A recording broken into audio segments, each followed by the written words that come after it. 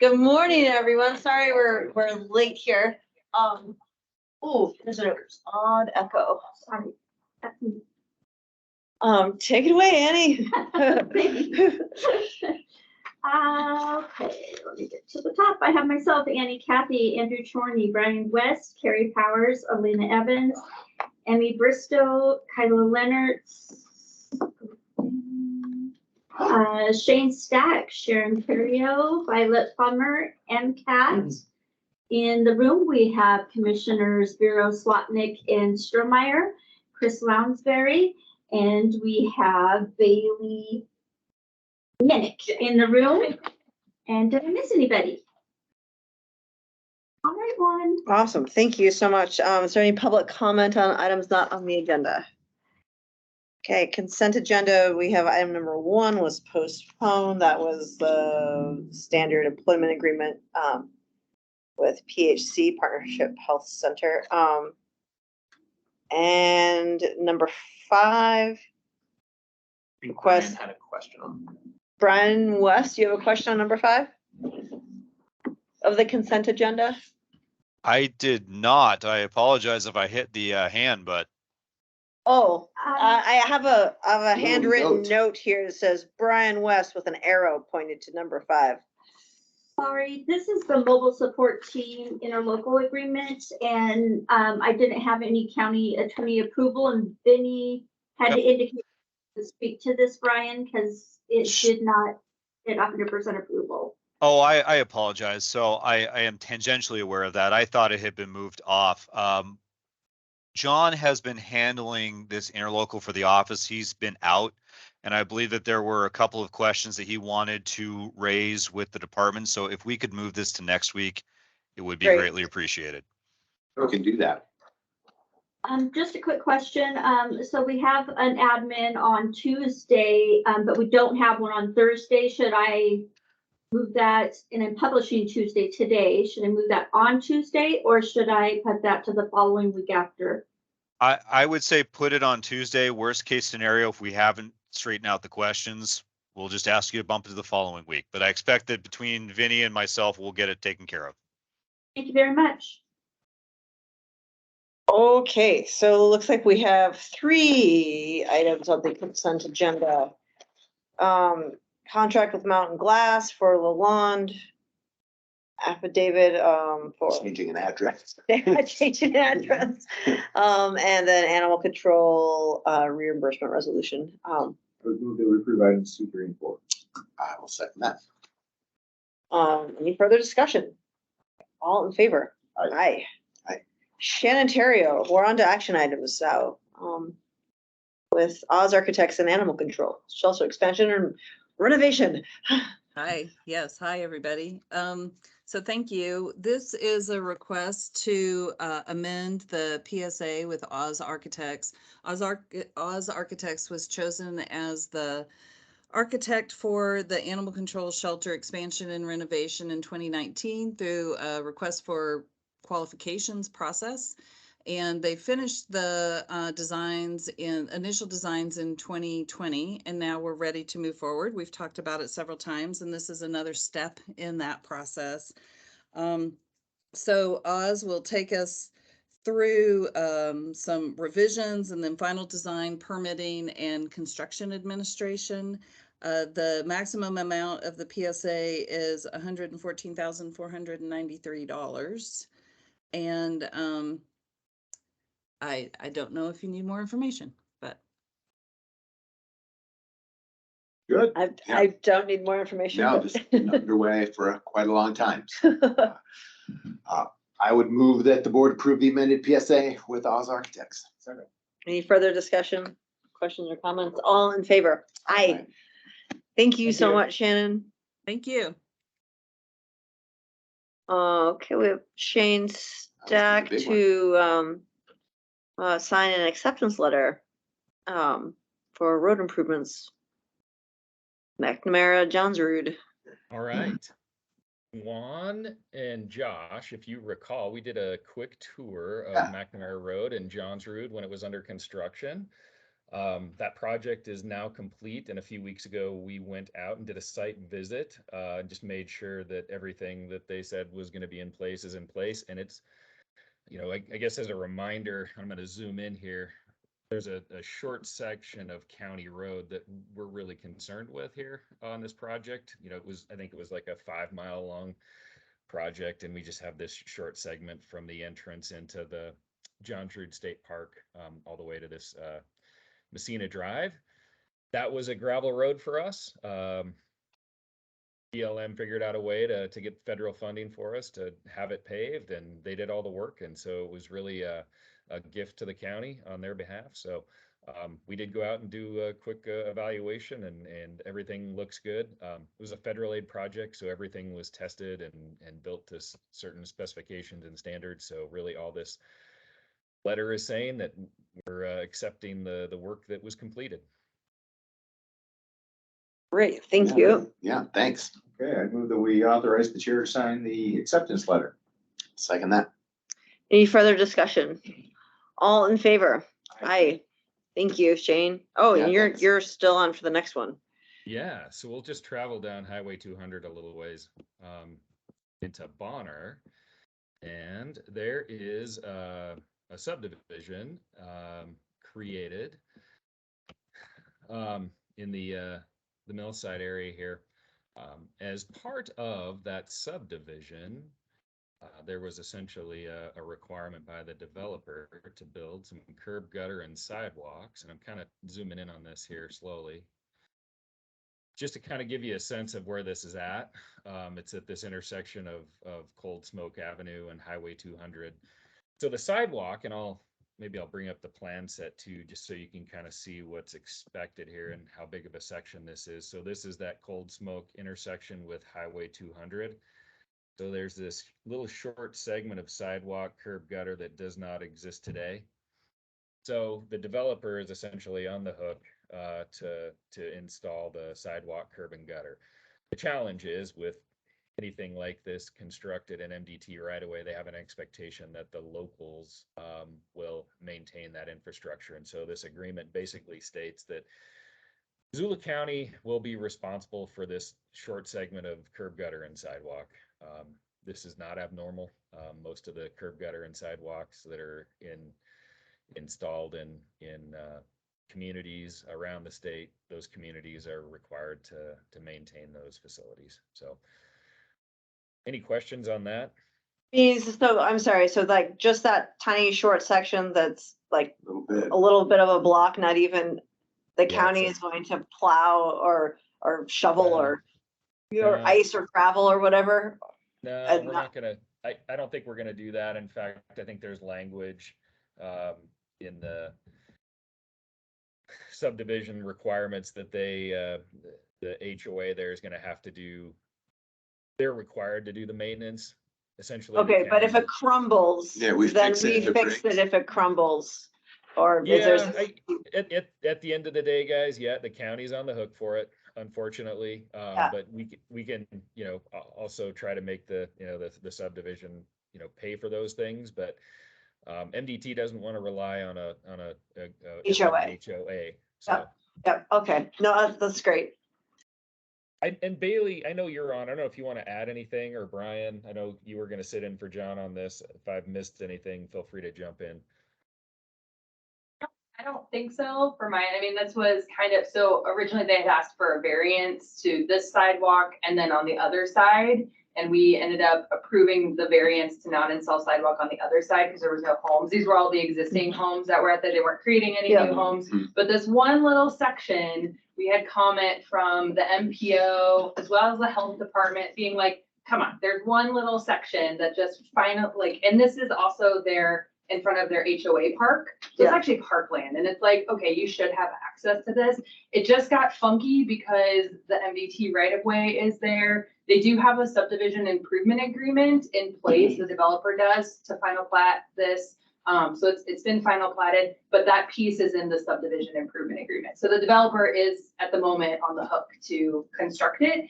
It's just this weird legalese thing that I had no idea that this was a thing until I was like, oh, great, this is fun with MDT. So I thank Shane for taking this through because this was completely new to me with these agreements, so. Okay. Well, glad you guys took chaos and made it into order. Yeah.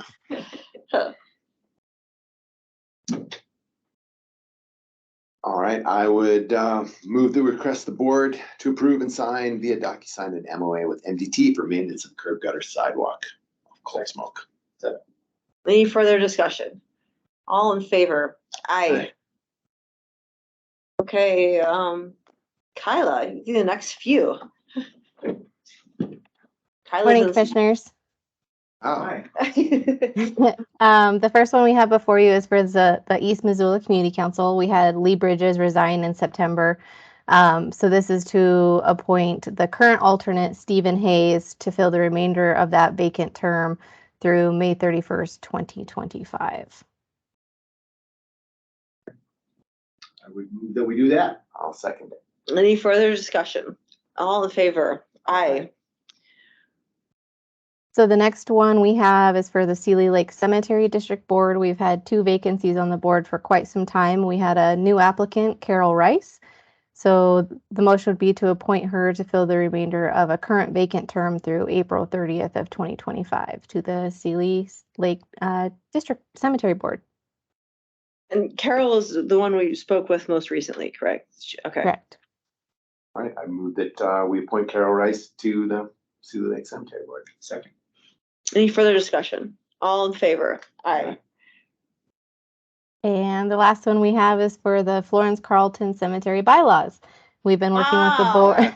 Yay. We've been working with the board since about May of this year. They just had one of their biannual meetings, November 6th, and approved the bylaws as presented. So this is just for your Met with them approval. at their local watering hole and chatted about this. Yes, congratulations. So you Yeah, feel well good done. about these bylaws, Kyla? Yes, I do. I feel like this is a really great step forward for the board. Yeah. Nice job. Way to shepherd this along, Tyler. Thanks. Okay, I would move that we approve the bylaws for Florence Carlton Cemetery District. I'll second that. Any further discussion? All in favor? Aye. Thank you. Thank you. Okay, we got a letter here to EPA. Okay, am I responsible for that? Ah, okay. Thank Is you. this me, Juanita? It is. Yeah. Oh, good. I don't have the agenda in front of me. Hello, commissioners. Hello, See you, 206. Andrew. Hi, good to see you. Andrew Hagermeyer with Missoula Planning, Development, and Sustainability. We have drafted a letter. I updated the BCC in one of our weekly update meetings. I'm Dave. I don't know if you were there. Okay, I'll give a little bit more context then. We're sending a letter to the EPA to tell them that the zoning has changed on the Smurfit Zone site and what that zoning is. When the EPA is thinking about remediation and cleanup, and Elena's on the call and she can answer any questions to this effect. One of the factors that they have to look at is the potential future land use of the property, and zoning establishes potential future land use of the property. And so I don't know what it's going to make them do, what leverage it gives the county in any way, but we are putting them on notice that they are aware that there is zoning on that property now with this letter. And I'll let Elena add anything she might need to, because she helped write the letter. Yeah, so we're excited with Andrew and Olive Planning's effort to zone the property. And originally when the Smurfit site went into the EPA process, it was unzoned. And so that drove some of their sampling design as far as, composite samples over 100 acres. And so this just identifies that there could be more dense residential development, and then also further outlines that this is something that can be changed to align with potential developers' interests. So this furthers our effort to identify that this is likely a residential area, and that remediation and cleanup should be cognizant of that and adhere to that level of cleanup. it gives the developer and EPA cover to Mhm. clean it up Yeah. to I really higher like that. standards. Yeah. They'll say, oh, look, we have to. It's been zoned for Yeah, we're trying to help them out. primarily daycare. Yeah. Seems like something we should sign. Yeah, absolutely. Yeah. Yeah. Thanks for putting Okay. this together. Thank Andrew. you. Thanks for Yeah. the explanation. Thank you. Yep. Yeah. We will sign it. I'm signing it right now. Great. So discussion I can't items. believe someone's suing us. What That never litigation happens. discussion? Do we have to close the meeting? No, no, you don't. Good morning, commissioners. How's everybody doing? Good, how are you? Fine. I had intended to join you in person today so that I could bring a hard copy of this lawsuit to pass around. Because I didn't have enough time to make the few blocks over to what I'm going to do is introduce this lawsuit. I'm also going to share my screen so that you can see it. And of course, all the documents I'm going to be discussing are publicly filed with the Federal District Court under CV-22-98. And that's going to be Kenneth Flynn as the plaintiff. The two named county participant parties are going to be Kirsten Pasp and Shirley Faust. So as to not bury the lead, I intend to move to You did dismiss that. this lawsuit in the very near future for a variety of reasons. But to give you some context about the nature of the lawsuit, let me share my screen.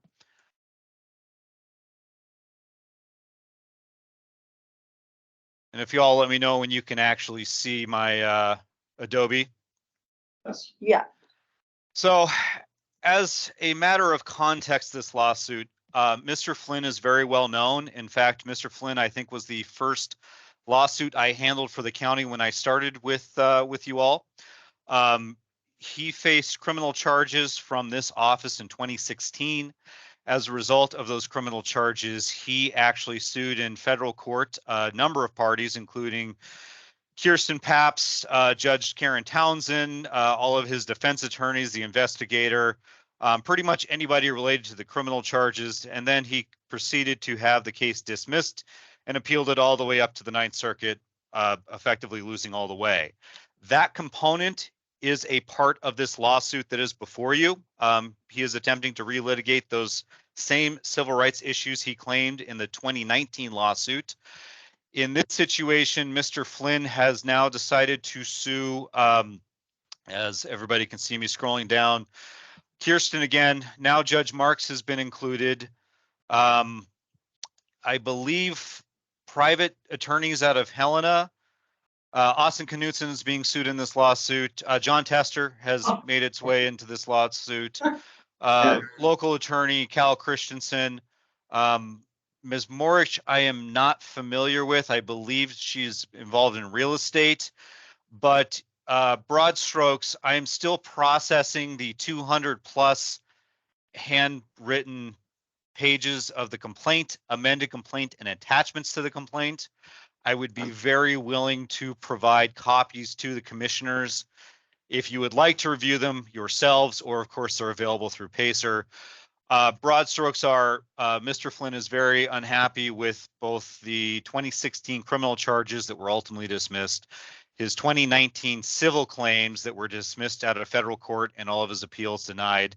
And then if I understand it correctly, he's also unhappy with about a decade-old divorce proceedings, and he would like to have a conservatorship and a guardianship that applies to him, that permits his adult children to be the conservator and guardian dismissed as well. So there is a lot going on in this lawsuit.